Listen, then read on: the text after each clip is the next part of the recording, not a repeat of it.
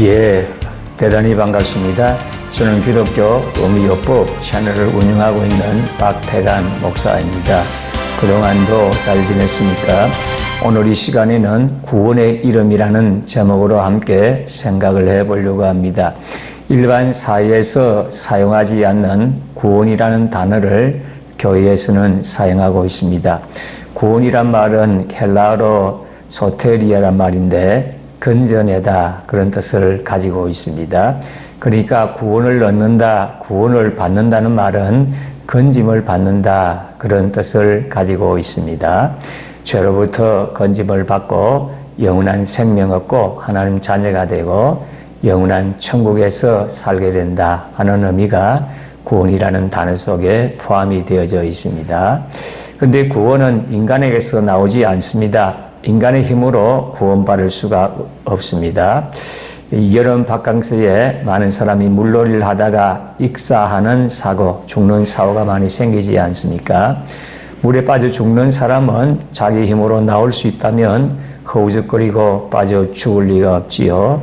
자기 힘으로 못 나오니까 빠져 죽지 않습니까? 스스로 헤엄쳐서 나올 수 있으면 물에 빠져 죽을 리가 없지요. 인간도 마찬가지입니다. 인간은 죄악의 바다에 빠져 있습니다.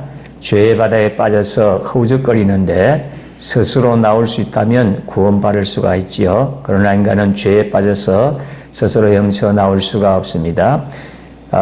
죄와 절망, 허무와 무엄이 죽음과 무의 큰 바다에 빠져서 아무리 몸부림을 쳐도 나오지를 못하는 것입니다. 그런데 인간은 종교적인 노력으로 나올 수 있다고 생각합니다.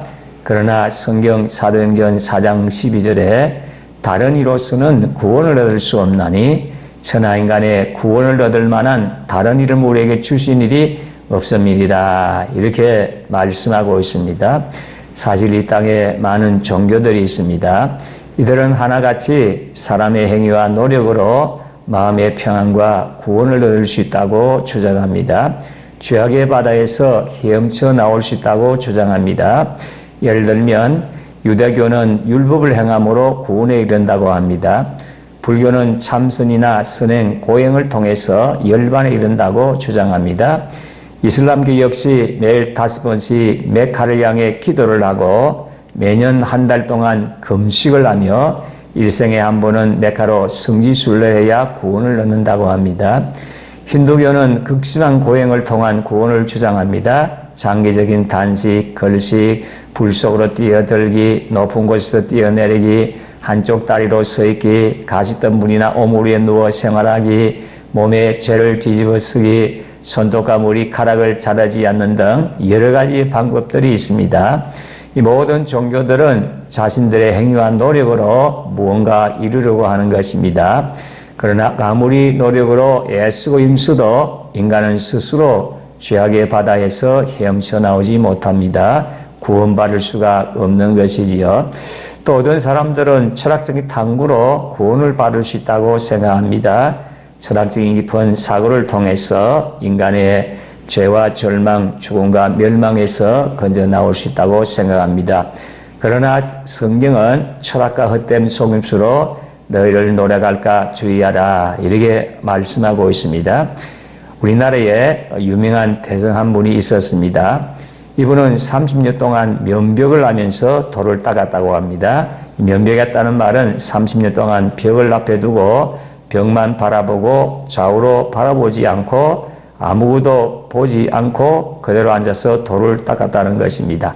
그리고 앉아서 잠을 자고 고행을 하는 것을 말하는 것입니다. 그런데 이런 그의 소문이 외국에까지 퍼졌습니다. 미국의 한 종교 철학자는 이 소문을 듣고 이 스님을 만나기 위해서 백방으로 노력을 했습니다. 수많은 편지를 보내고 연락을 취했습니다. 겨우 5년 만에 허락을 받았습니다.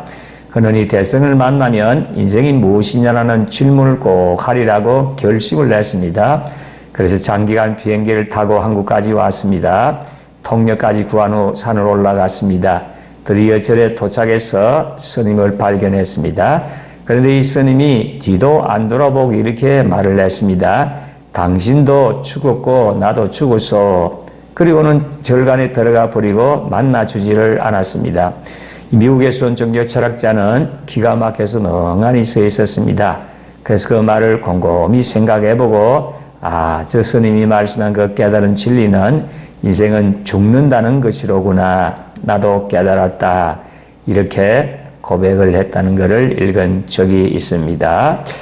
사실 이 땅에 사는 사람들은 인생이 죽는다는 것을 알고는 있습니다. 그러나 그 죽음 다음에 어떤 일이 생기는지, 어디로 갈 것인지 그것은 알 수가 없습니다. 인생이 죽는다는 것밖에 모른다는 것입니다. 죽음 저 건너편에 일을 모르는 것이 인간 철학의 한계입니다. 삶의 이유 어떻게 될 것인가? 이것은 다른 종교나 철학은 대답할 수 없는 한계점입니다. 독일의 무신론 철학자인 니테는 죽기 전 몇 년 동안 극심한 답답함과 슬픔을 느끼며 이렇게 고뇌했습니다. 나는 장차 어디로 갈 것인가? 나는 머물 수 있는 곳을 찾고자 갈망했지만 시종 찾을 수 없었다. 그렇다면 어느 곳이 나에 돌아갈 것인가? 나는 찾았지만 그러나 아무것도 찾을 수 없었다. 영원한 세상에 어느 곳이 내 발을 둘 것인가? 결국은 이런 고민을 하다가 미쳐서 생을 마감하고 말았습니다. 철학적인 탐구는 구원에 이르지를 못하는 것입니다. 구원은 철학적 탐구로는 절대로 얻을 수 없습니다. 그리고 고행을 통해서 죄를 다 사함받고 구원을 받을 수 있지 않겠는가라는 생각을 하는 사람들도 있습니다. 그러나 고행을 통해서도 죄의 문제를 해결할 수가 없는 것입니다. 오직 구원의 이름은 예수 그리스도밖에 없습니다. 예수 그리스도께서 우리의 모든 죄와 허물을 짊어지시고 십자가에 달려 돌아가셨습니다. 십자가에 설리신 예수님의 피가 우리의 모든 죄를 눈과 같이 양들같이 씻어주시는 것입니다. 그러므로 우리가 예수님의 십자가의 공로 의지에서 예수님 앞으로 나가고 예수를 믿고 영접을 하게 될 때에 죄 사함의 놀라운 은혜를 받게 됩니다. 그리고 영원한 생명도 얻습니다. 하나님 자녀로서 살아가게 됩니다. 결국 영원한 천국까지 가게 되어지는 것입니다. 구원의 이름은 예수 그리스도밖에 없습니다. 이 사실을 꼭 기억하시기를 바랍니다. 지금 여러분들은 누구를 믿고 의지하고 있습니까? 누가 나를 구원해 주실 것이라고 생각을 합니까? 구원의 이름은 예수 그리스도밖에 없습니다. 예수 그리스도만이 저로부터 나를 건져주실 분입니다. 그리고 죄의 문제를 해결하실 분입니다. 이 사실을 믿고 예수님을 영접하고 예수님을 의지함으로 영원한 천국을 향해서 전진하게 되시기를 진심으로 소원합니다. 끝까지 시청해 주셔서 대단히 감사합니다. 다음 영상에서 만나도록 하겠습니다. 감사합니다.